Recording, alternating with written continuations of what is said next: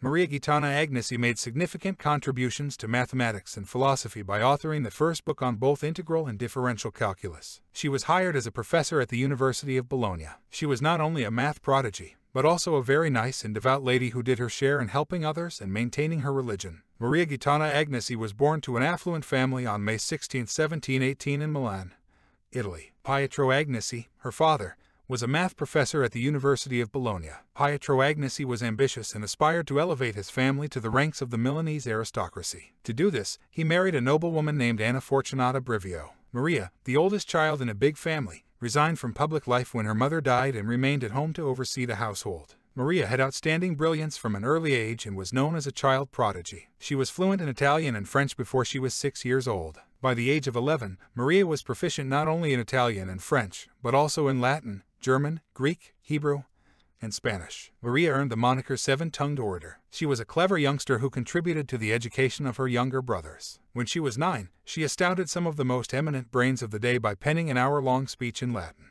She discussed the right of women to an education. Maria was diagnosed with an ailment that no one could pinpoint when she was 12 years old. Doctors, however, blamed her extensive studying and reading, and she was encouraged to be more active, go on horseback rides, and dance. Dancing and horseback riding didn't help, and she still had convulsions, so she was advised to do everything in moderation. Agnesi's father remarried again after her mother died, and she became the oldest of 23 children, including half-brothers and sisters. Aside from her own studies and performances, she was essentially tasked for teaching her siblings. This assignment prevented her from accomplishing what she wanted to do, join a convent. She was already highly religious at the time. In fact, she requested that her father send her to a convent, which he denied, but he did enable her to live in semi-retirement in a nearly conventual atmosphere. Most 14-year-olds are too preoccupied with school and homework to accomplish anything else. But, recall, Agnesi was a genius, so it's no wonder that she was already studying geometry and ballistics at this point. Her thoughts and discoveries were so astounding that when she was 15 years old, her father convened a gathering of the most knowledgeable men in Bologna to hear what she had to say. These encounters were documented and may be found in Charles de Brosse's Letters sur l'Italie. They were also documented in her father's Propositions Philosophicae. Pietro Agnesi's work, published in 1738,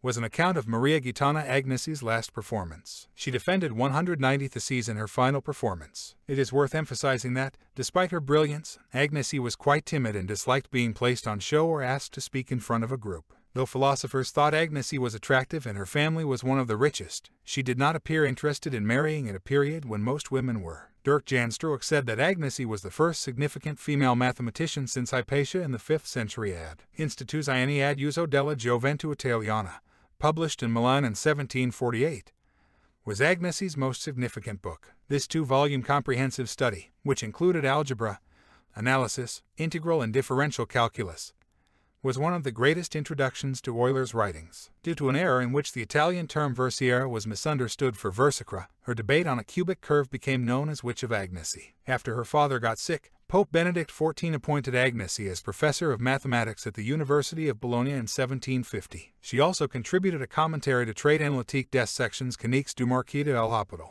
It was one of her most acclaimed pieces, yet it was never published. When her father died in 1752, she realized a long-held ambition of dedicating herself to the study of religion. At the same time, she volunteered to aid the ill. She would invite them to her house, where she had set up a makeshift hospital. Maria Gaetana Agnesi died on January 9, 1799, at the age of 80.